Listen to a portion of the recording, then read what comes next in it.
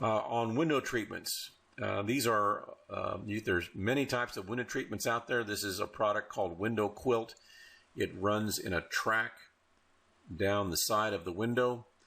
It has a little gasket here and it rolls up behind this valance here. So on a window system, this is a big sliding glass door right here, and if you're sitting in this chair and it's 10 degrees outside, I will describe it this way. I remember how I said that radiant heat from a wood-burning stove makes you feel comfortable.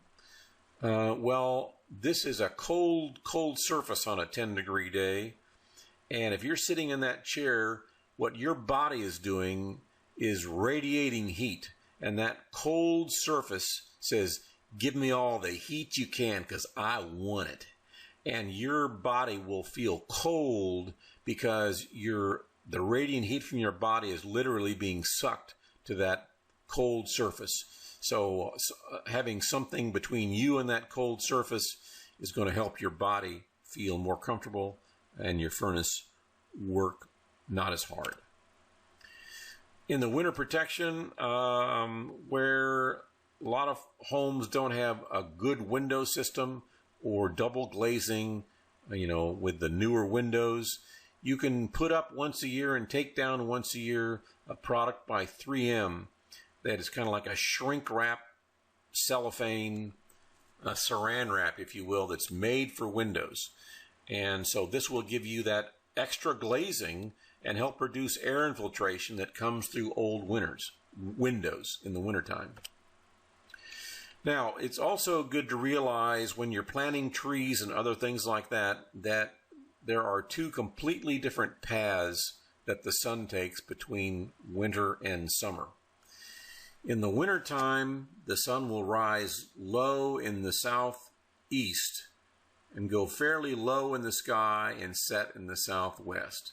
In the summertime, it actually rises north of due east, goes very high in the sky, and then sets in the north of west, in the northwest side. So in the summertime then, the windows that are particularly vulnerable are the eastern windows here where the sun is beginning to climb, and now we're in the heat of the day. The air conditioning is working hard, and if I've got a bank of windows on the west side of my house over here, this summer sun now is just kicking up that air conditioning and say, work, you son of a gun, work, because I'm just pouring my energy into the home.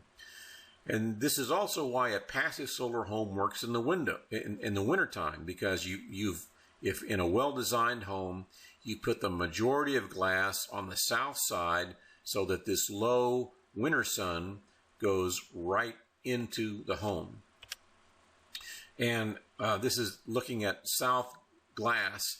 If you've got a 2-foot overhang and a 6-foot from the top of the soffit here to the windowsill, you can see that in the wintertime, the sun is able to come underneath that overhang and into the house to help warm the house on this south window. But this overhang in the summertime is large enough that that high winter sun up here is blocked, and for the most part blocks most of, in this particular design, in this particular drawing, blocks most of that most of that summer sun out. And remember, you've seen in the old time where people would have awnings on their windows. That's exactly why they have awnings on their windows. It's generally on the south side or the west side of the house, and it helps keep that hot summer sun out that heats up and makes your air conditioning work harder. New windows, generally, when you're talking to a window salesman, they'll say, yeah, they'll guarantee this and they'll guarantee that, but you're far better off to buy $100 worth of caulk and great stuff foam than buy new windows. You will save much more energy by doing those types of things first. And that's another good reason why it's good to have an energy auditor come and tell you what the priority is in your home. And I should also say that another benefit for an energy auditor that's professionally trained is that they're also trained about the safety of furnaces.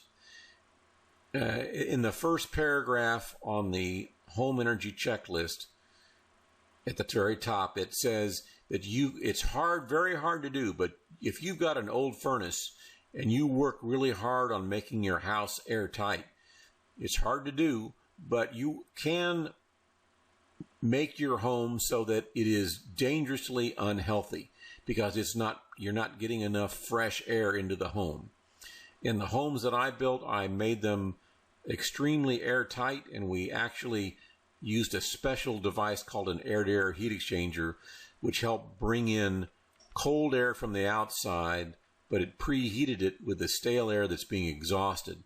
So we were able to bring in 0-degree air, and by the time it got into the room, it was 50 degrees, and we're exhausting the stale air and bringing in fresh air.